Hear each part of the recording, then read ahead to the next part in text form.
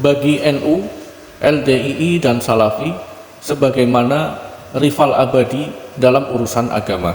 Madhab kita berbeda dan akan terus berbeda dan tidak akan bisa disatukan. NU merujuk pada 4 madhab, Salafi merujuk pada salafus soleh, yaitu orang-orang yang hidup di generasi sahabat-sahabat Nabi, tabi'in, dan tabi'it tabi'in. Sedangkan LDII rujukannya adalah ajaran dari Bapak Nur Hasan. Selain pada tafsiran dari Pak Nur Hasan dianggap tidak benar. Bagi NU, LDII adalah paham yang ekstrim, garis keras. Sedangkan Salafi ada yang garis keras, ada yang garis tengah-tengah, ada yang garis halus. Kebanyakan ajaran Salafi di era ini adalah berdakwah. Mereka tidak menerapkan aturan-aturan seperti di LDII. LDII kan ada amir sendiri. Mereka harus mentaati amirnya. Mereka juga harus setoran bulanan. Mereka juga harus sholat berjamaah di masjid-masjid LDII dan dilarang untuk sholat berjamaah di luar LDII. Sedangkan Salafi tidak seperti itu. Masalah keamiran, Salafi mentaati pemerintah yang sah. Hanya saja warga NU sampai saat ini tidak membuka pintu kepada Salafi seperti saudara kita Muhammadiyah, karena di dakwah-dakwah Salafi misinya adalah mengajak umat Islam untuk kembali pada Al-Quran dan membersihkan khurafat bid'ah, dan itu ditujukan pada amalan-amalan NU. Mereka menganggap amalan-amalan NU itu banyak bid'ahnya dan tidak sesuai dengan Quran dan hadis. Ziarah kubur NU dianggap menyembah kuburan.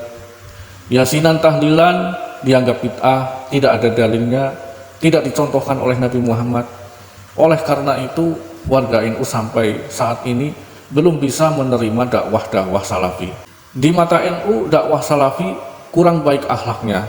Salafi selalu mengatakan rujukannya adalah dari salafus soleh yang hidup dan berakhir di bawah 300 Hijriah atau kurang lebih di tahun 950 Masehi, atau kita genapkan 1000 Masehi.